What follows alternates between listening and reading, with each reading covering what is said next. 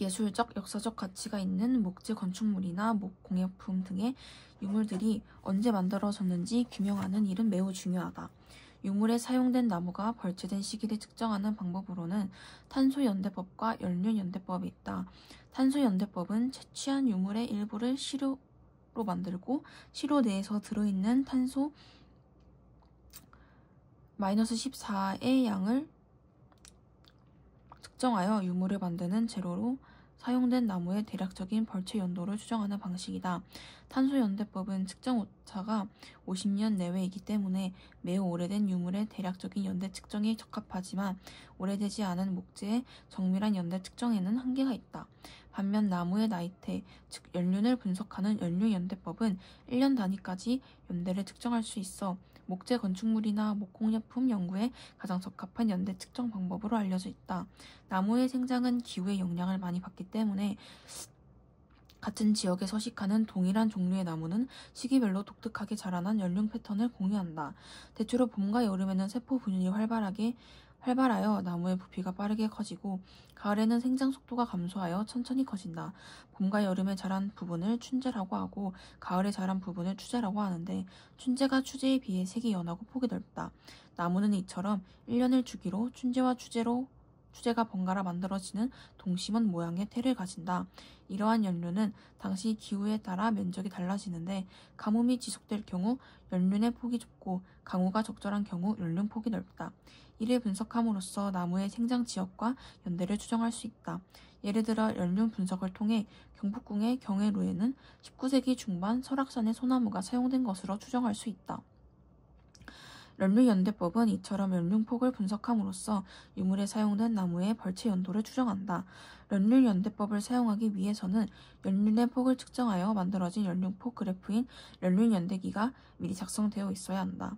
다양한 시대에 걸친 특정 수목의 연륜 패턴을 비교하여 연결함으로써 절대 연대에 나타나는 연대기를 확보하고 이를 시료의 연륜 패턴과 비교함으로써 나무의 벌채 연도를 파악할 수 있다. 그림과 같이 살아있는 나무에 연륜된 오래된 나무 재료인 고목재의 연륜 중 겹치는 시기를 파악하고 두 그래프를 합침으로써 과거부터 현대까지의 연륜 연대기를 만들 수 있다. 이렇게 만들어진 연륜 연대기를 바탕으로 시료의 연대를 알아낼 수 있다. 연륜을 측정하는 방법에는 대표적으로 코어링법과 카메라 촬영법이 있다. 코어링법은 나무의 중심에 있는 직경 7mm 정도의 나무심, 즉 코어를 채취한 뒤 연륜을 측정하는 방식이다. 카메라 촬영법은 디지털 카메라를 활용하여 연륜을 연속적으로 촬영한 후 측정하는 방식이다. 표면에 연륜이 노출된 경우에는 카메라 촬영법을 활용할 수 있지만 그렇지 않은 경우 코어링법을 통해 채취한 코어를 사포로 연마한 뒤 연륜 경계를 관찰하여 폭을 측정하는 방식을 활용한다. 이러한 방법들로 측정한 연륜의 폭을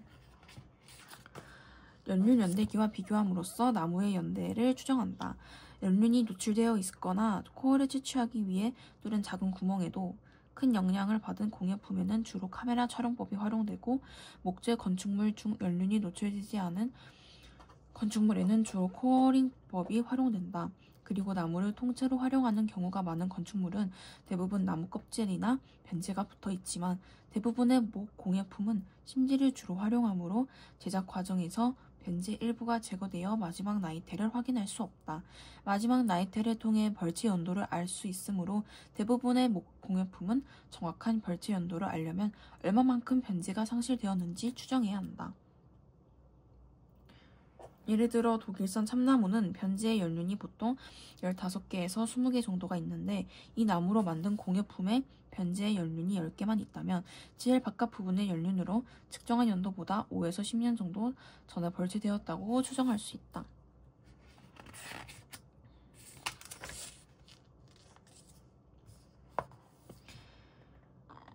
헬리콥터는 회전 날개를 이용해 공중에서 정지 상태를 유지하거나 전진하는 비행이 가능한 항공기이다. 헬리콥터의 회전 날개는 중심과 끝단에서 회전 반경이 다르다. 이에 따라 날개의 단위 시간당 회전 거리, 즉 회전 날개의 속도가 회전 날개의 중심에 가까울수록 느리고 끝단에 가까울수록 빠르게 된다. 그리고 이로 인해 회전 날개의 각 부분의 공기의 흐름, 즉 기류 속도도 달라진다. 헬리콥터가 전진 비행을 할 때 회전 날개 각 부분의 속도 차이는 더욱 커진다. 가령 회전 날개가 반시계 방향으로 회전한다면 헬리콥터 진행 방향의 오른쪽 90도 위치에서는 날개 끝단의 기류 속도가 회전 날개의 속도에 헬리콥터의 전진 속도를 더한 속도가 된다.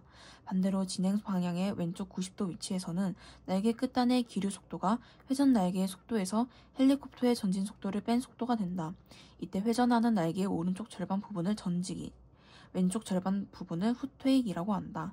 운동 상태의 유체가 물체에 부딪혀 막히거나 흐름이 좁아지면 유체가 지닌 운동 에너지가 압력으로 변하는데 이 압력을 동압이라고 하며 동압은 속도의 제곱에 비례한다.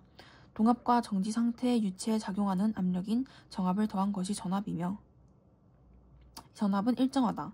따라서 유체의 속도가 빨라져 동압이 높아지면 정압이 낮아지게 된다. 헬리콥터에서 회전 날개가 회전할 때 날개에 부딪힌 기류는 날개의 윗면과 아랫면으로 갈라져 날개 뒤로 움직인다.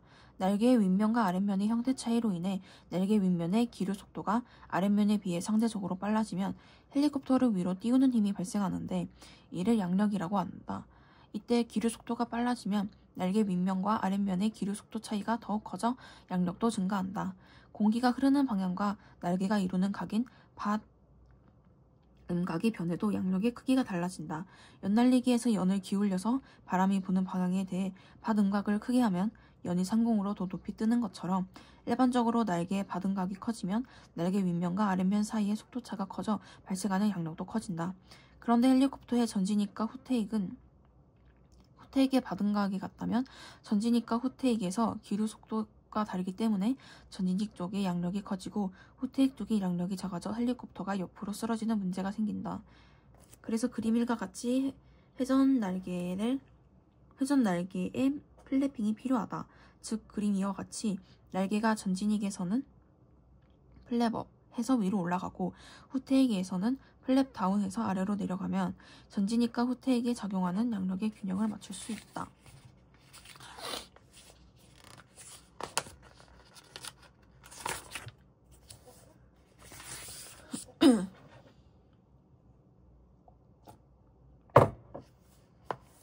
자본주의 경제에서 재화나 서비스의 가격은 시장의 수요와 공급에 따라 결정된다. 그러나 때때로 정부가 어떤 특수한 목적을 달성하기 위해 직접적으로 재화나 서비스의 가격 형성에 개입하기도 한다. 우리나라의 경우 헌법에서 국가는 적정한 소득 분배를 유지하고 시장의 지배와 경제력 남용을 방지하는 등의 목적으로 경제에 관한 규제와 조정을 할 수 있다고 규정하고 있다. 최고가격제와 최저가격제는 정부가 가격을 규제하고 조정하기 위해 사용하는 대표적 방법이다. 그런데 자유주의 경제학자들은 경제학적 관점에서 최고가격제와 최저가격제는 비효율적이라고 주장한다. 그 근거는 뭘까?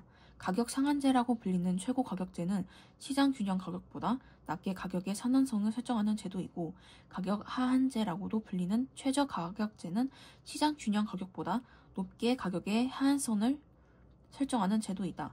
시장 균형 가격이란 완전 경쟁 시장에서 수요 곡선과 공급 곡선이 교차하는 지점, 즉 수요량과 공급량이 일치하는 지점에서 형성되는 가격이다. 정부가 최고 가격제와 최저 가격제를 시행하게 되면 소비자 잉여와 생영자 잉여의 변화가 생긴다. 소비자가 해당 재화나 서비스를 구매하기 위해 최대로 지불할 용의가 있는 금액에서 실제로 지불한 가격을 빼면 그 구매에서 소비자가 얻는 이득이 있는데 이를 소비자 잉여라고 한다. 생산자 잉여는 생산자가 시장에서 실제로 받은 금액에서 생산자가 최소한 받아야겠다고 생각하는 금액을 뺀 것이다. 그림은 시장 균형 가격이 형성되었을 때 소비자 잉여와 생산자 잉여를 나타낸 것으로, 사회적 잉여는 소비자 잉여와 생산자 잉여의 합으로 A 플러스 B 플러스 C 플러스 D 플러스 E 플러스 F이다. 만일 최저 가격을 P1으로 설정한다면 생산자량이 Q로 줄어들게 되어 소비자 잉여는 A, 생산자 잉여는 B 플러스 D 플러스 F가 되어 소비자 잉여와 생산자 잉여의 합인 사회적 잉여는 A 플러스 B 플러스 D 플러스 F가 된다. 시장 균형 가격일 때보다 사회적 잉여의 손실이 발생하게 되는 것이다. 이때의 손실을 자중 손실이라고 하는데, 자중 손실은 재화나 서비스 시장의 균형이 최적이 아닐 때 발생하는 손실을 의미한다. 자유주의 경제학자들은 정부의 가격 규제가 목표한 목표한 성과를 달성하지 못할 수도 있고 설사 목표를 달성했더라도 부작용이 초래될 수 있다고 말하면서 비판하면서 대표적으로 금융시장의 이자율 규제의 문제점을 지적한다. 자유로운 시장의 힘에 맡긴다면 시장이 정부가 이루는 지점에서 이자율이 형성되고 그에 따라 자금 수급이 적정하게 이루어진다. 그러나 정부가 최고 가격제를 통해 이자율을 시장 균형 이자율보다 낮은 수준으로 규제한다면 이에 따라 대출 자금에 대한 초과 수요가 발생하고 자금의 품귀 현상이 일어나게 된다. 이는 제도적 금융기관이 아닌 사금융시장을 활성화하는 문제를 일으킬 수 있다. 또한 이자율 규제로 인해 수익성이 하락한 시중은행은 수익성을 높이기 위해 자금 조달 비용을 낮추고자 하는데 은행이 가게나 기업의 자금을 빌려주면서 빌려준 자금 일부를 예금으로 예치하게 되면 자금 조달 비용을 낮출 수 있다. 이를 통해 은행은 규제 수준 이상으로 이자율을 설정한 것과 같은 효과를 얻게 되지만 대출을 받은 가게나 기업의 부담은 늘어나게 된다.